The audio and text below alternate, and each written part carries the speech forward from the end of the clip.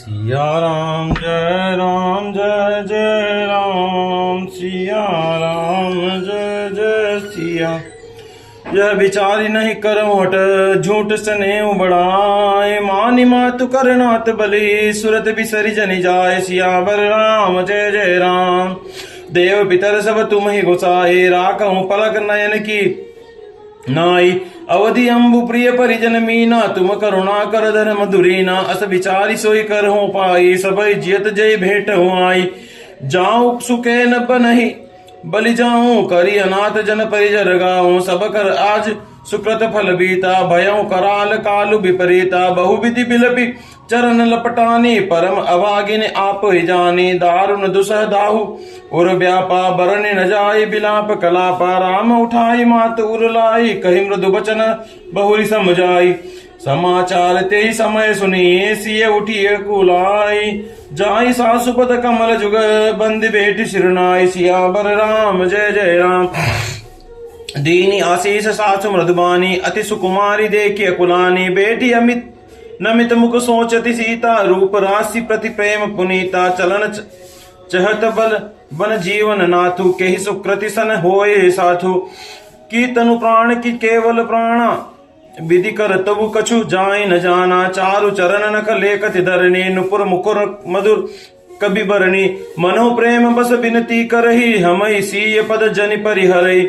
मंजु बिलोचन मोचति बाली, बोली देखी राम महतारी।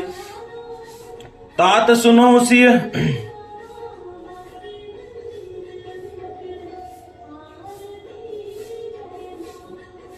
अति सुकुमारी, सास ससुर परिजन पियारी। पिता जनक भूपाल मणि, ससुर भानुकुल भानु। पति रघुकुल केवल विपिन, विदु गुण रूप निधानु। सियावर राम जय राम।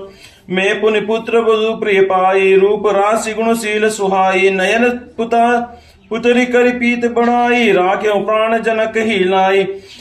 कुल पबेली जिमि बहु विधि लाची, सिचि स्नेह सलिल प्रतिपाली। फुलत फलत भयउ विधि बामा, जान न जाय काह परिणाम।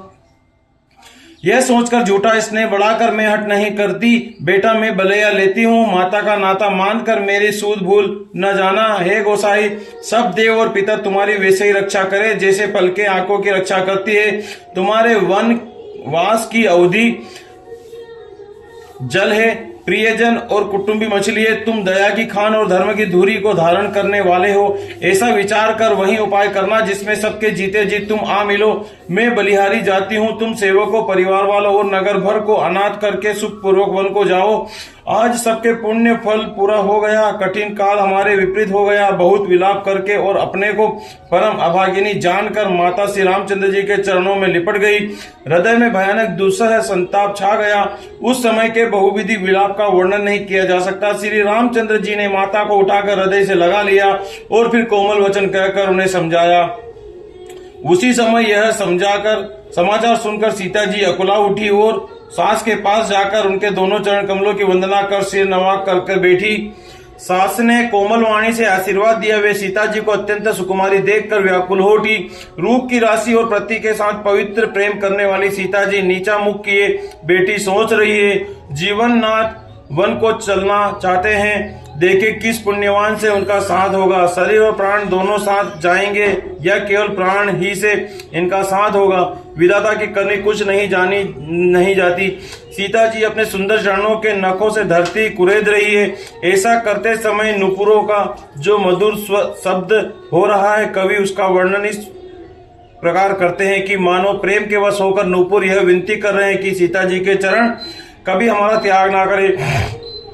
सीता जी के सुंदर नेत्रों से जल बहा रही है। उनकी यह दशा देखकर श्री राम जी की माता कौशल्या जी बोली, हे तात सुनो, सीता अत्यंत ही सुकुमारी है तथा सास ससुर और कुटुंबी सभी को प्यारी है।